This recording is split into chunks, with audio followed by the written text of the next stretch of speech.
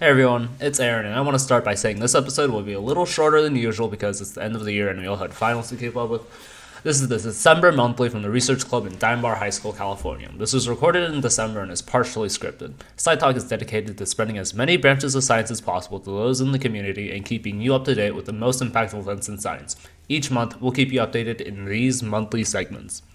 Enjoy! Good morning, afternoon, or evening, everyone. I'm Kayleen, and I am a sophomore from the Diamond Bar High School Research Club.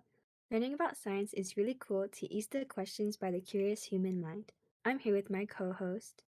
Hello, everyone. My name is Lucy Wu, and I'm a junior from Diamond Bar High School Research Club. Science is a magnificent awning protecting us from life's depreciations. Without further ado, let's get on with the month of December. When children are fussy and upset, they can be a big bother to the parents and those around them. So, guardians are now accustomed to resorting to digital screens to calm the child down. However, does this temporary decision have any long term effects? Yes, it does. A recent study done on 3 to 5-year-olds shows that resorting to screen time as a short term savior hurts the child's executive functioning just within 3 and 6 months. Executive functioning includes attention span, self control, and one's ability to carry out actions which have a lot of steps to them. It also results in an increase of emotional reactivity, which is one's intensity of an emotional reaction. This can be associated with or linked to impulsivity. In the study, if the child has a high emotional reactivity in the first 3 months, parents would respond by offering more device usage for calming by the 6 month mark. It also went the other way around, where a large amount of device usage in the first 3 months of study will result with higher emotional reactivity by the 6 month mark. This shows the reliance of technology nowadays. Wow, okay, let's talk about the first story. Some important points are study has shown that children usually has better, not better, have more reactions. They have higher screen time. So, Kayleen, let me ask you those questions.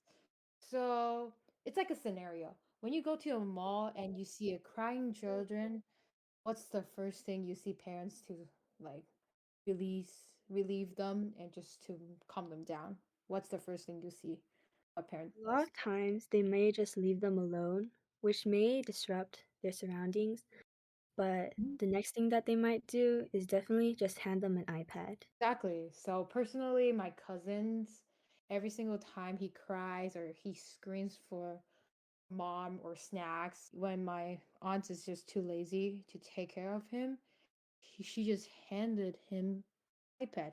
So what do you think about this situation? Do you think it's a good thing or a bad thing? I believe that in some cases it may relieve both parties, where it helps the Mhm. baby and the guardian. But if the caretaker has enough energy to, then they should definitely opt for the more natural way of calming down their child. Oh, okay. Yes. And emotional reactivity is very important because it determines how the person reacts to certain situations. Having the right amount of control over how you compose yourself and respond is very important, and excessive usage of electronics takes that away. Some personal experiences I have with this is my baby brother being on electronics very often. Something that I'll do after learning about the effects of calming children with technology is attempt to soothe him without using any screens, such as trying to make him laugh or direct his attention away from the thing bothering him as much as I can. However, also believe that there are pros to using screens to soothe the child temporarily. An example is that in public situations, it poses as a quick resort to quiet down the child if they're being disruptive to their surroundings. There's a lot to learn from this.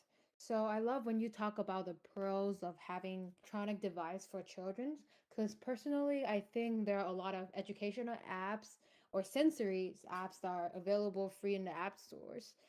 For if the children just started to play them, I think it's gonna teach them some. It's gonna like play music and just give them some opportunity to see more colors. And depends on how interactive the app is. I think it's been still beneficial to the children's brain and how they act. What do you think about these educational apps? Oh, that's very true. It can definitely help a lot with their development in ways that might not have been addressed with previous generations, whereas they didn't have technology. And I think that it would be very beneficial because they have access to this. Yeah, definitely agree.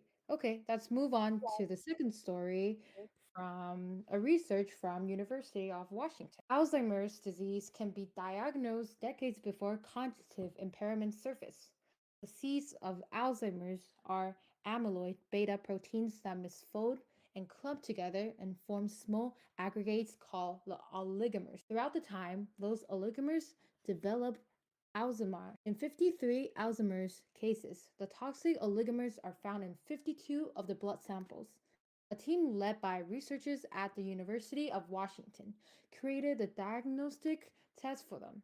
In the study, the team also showed that it could be modified to detect toxic oligomers of another type of proteins associated with Parkinson's disease and dementia. So, what do you think about this whole new diagnostics test about Alzheimer's disease? I think that being able to detect it before people actually experience it on a more dangerous level, Mhm, mhm, not exactly dangerous, but more intense, definitely. that it would be very good for a lot of medical assessments. Yep, awesome. That's great. And personally, I think being able to know that they have Alzheimer's, it's gonna speed up the healing process. Okay. Yes. Yeah. And it's also really Mhm, self-relieving to mhm. know that you have something like that instead of just Yeah. waiting and pondering. For the actual symptoms or the actual results from the hospital. Yeah, exactly. That's Yeah. awesome. Thank you. A great thanks to Erin Liang for creating this monthly podcast. And and our sources for these stories were from JAMA Pediatrics and the University of Washington. And we We wish you wish a you a happy new year. happy new year. Yay. Okay.